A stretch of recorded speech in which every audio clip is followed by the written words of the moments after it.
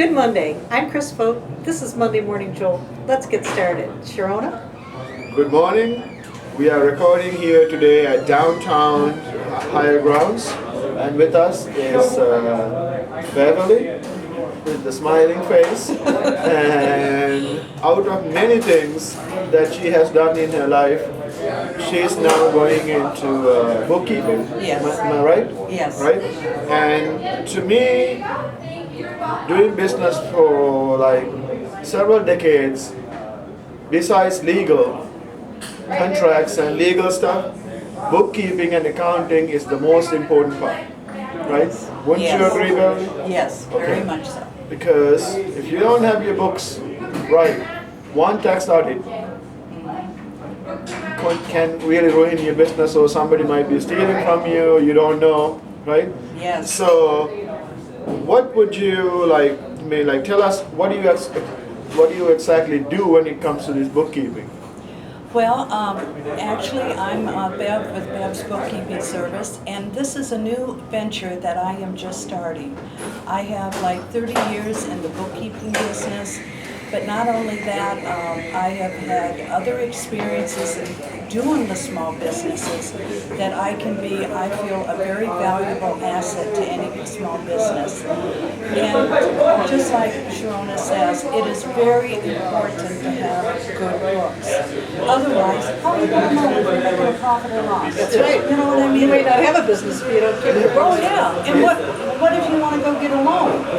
They got to know what you're doing, how your business is going. Well, it's even more than that. IRS needs to know. Oh, yes. The Internal Revenue Services needs to know what you're doing. You can't hide from it, then you have to show your paperwork. Yes. Yes. And if you are selling your business, you need to know your numbers. Yes. If somebody is becoming a partner with you, you need to know your numbers. So the significance, I can't emphasize enough, right? Yes.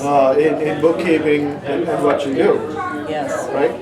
Yes, and I love it. I mean, it's a passion. I think you either love working with figures and this type of work, or you don't. And so I think the bookkeepers and the bookkeeping business that I have, I can help those that want to be out selling, doing other things, but it's still going to be very important that they have those records to show. Like you said, the IRS, the bank, other, like if they want a partner. And that's my goal, is to help people. Good for you. So we want to know why Mondays are great for you, and if you have a ritual or some preparation you have for Mondays that enables you to kick off your work week. Well, when I was in the insurance business, we had this slogan, and what we always did is we wanted to get off to a fast start Monday. And you think about it. If you go out, whether it's prospecting, whether it's doing a major assignment, the more you get done at the first of the week, you won't be scurrying around on Friday, and you can have a strong Catch up. finish. Right. You know what I mean? Right. And so that's what I think of Mondays, is getting off and getting going, not sitting at home. And do you have any advice for other business leaders on what they could do to really speed up and they can kick off their business on Monday as well? Any suggestions? Well, what I used to do is on Saturday or Sunday, I would take some time and I would plan how my week was going to go. That way I had a roadmap. I didn't just go out, Fly by the seat of your pants on Monday.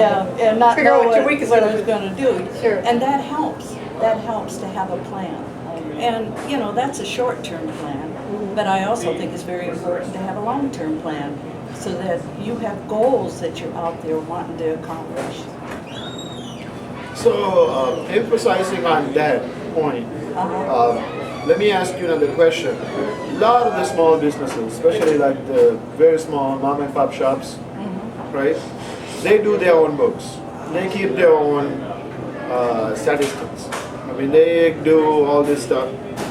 I personally think it's a bad idea, right? Why would somebody use you rather than using QuickBooks or some kind of software. Like, talk to me and tell me why they should use your services against doing it on their own. On their own. Well, I think one important thing is I am working and I am going to stay current on everything. Like in July, I am going to be taking an 84-hour course with H1 Block. I am actually back in school and I am learning all the new technology and the new way of doing things. And it is very interesting. And I have learned so much, even though you've done it for 30 years. Everything changes. Oh, yes. You bet. And as far as businesses, it's a lot more global. You know, that's what I'm finding out. But I think you need to have someone that is staying current on things. And if you're busy with your small mom and pop shop, you're probably not going to have the time to spend on making sure that you know everything about the new tax laws, you know, what things are actually going to be a benefit to you. And you need someone that is their main focus.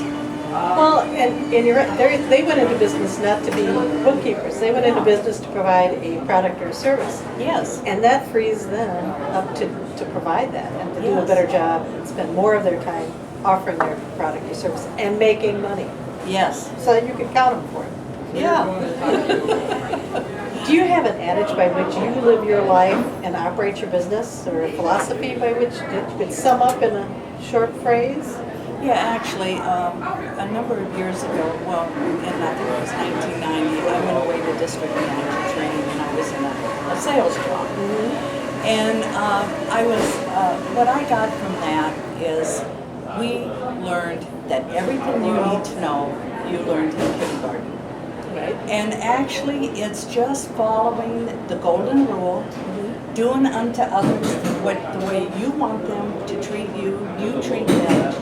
And, you know, I've even heard it's not how you want to be treated, but to treat them the way they want to be treated. And I think that's very important. And if you do that, you're going to be successful. So, if a business is starting up, right, or if they are like already doing their bookkeeping, right, what are some of the advices that you can give them to like change the way that they're thinking, or what is something that they might be missing? Well, a lot of small businesses, especially if they don't have that much going, because they're just getting started. In fact, I just talked to one this week. She says, I got all this paperwork, I got all these receipts, but what do I do with them? You know what I mean? Sure. Yeah. And so what I am wanting to, and, you know, I have to work out a time to get with her, is to show her, because like I say, she wasn't in bookkeeping. She's in a totally different line of work. But she wants to know, what do I do? I know this is important. And so that's where I can help them, if it's no more than one visit or two visits, to help them to get a system set up that's going to work for them. And I think it's important to have something that, there's different ways you can do things. Sure. And you have to have what that person is going to be comfortable with. What works for them individually. Yes.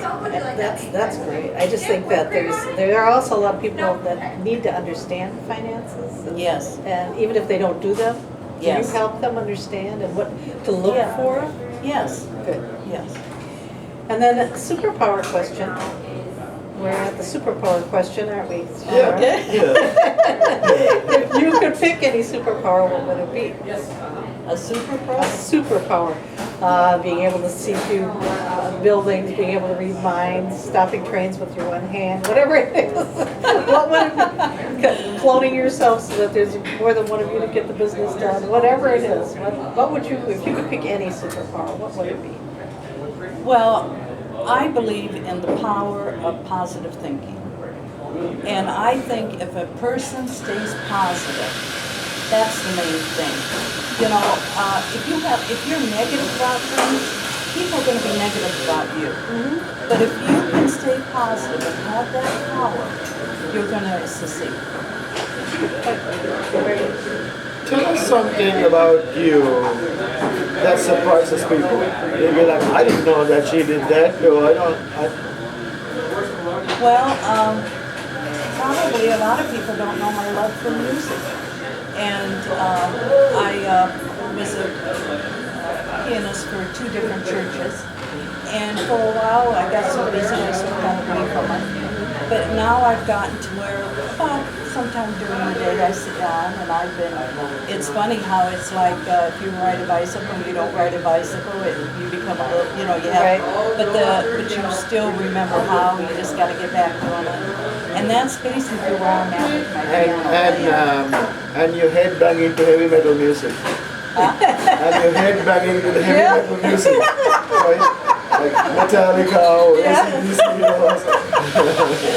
I'm actually more into the gospels, into the religious music. Well, there's heavy metal gospel too these days. Yeah. So, It is, the church's Christian music rock. is, it's Christian rock. Yeah. So. And I like that too. If you have a church. Yeah. Well, it's great to have that outlet, though, the music, I think. Yeah. So it's a different side of your brain, because I'm thinking you're very analytical because of your accounting, and then you've got this creativity side of you that you, so you've got a good balance. That must feel good. Yeah. I've been very versatile throughout my life. Like I say, when I was in sales, like I said, I worked up to be district manager, and different things. And I believe whatever you do, you need to do to the very best of your ability. And you can do more than one thing. So, how do people get hold of you to do business with you? Well, the best way to reach me is either on my cell phone at 260-704-4799, or I have email, bradleyempire@aol.com. Bradley Empire. Yes? Yeah. I'm thinking big, bro. I like it. I like it. That's that positive thinking. That's positive thinking. So, we would like to thank Bev for coming and joining us today. And we would like to thank the audience for listening in. This is Monday Morning Jolt. Use it.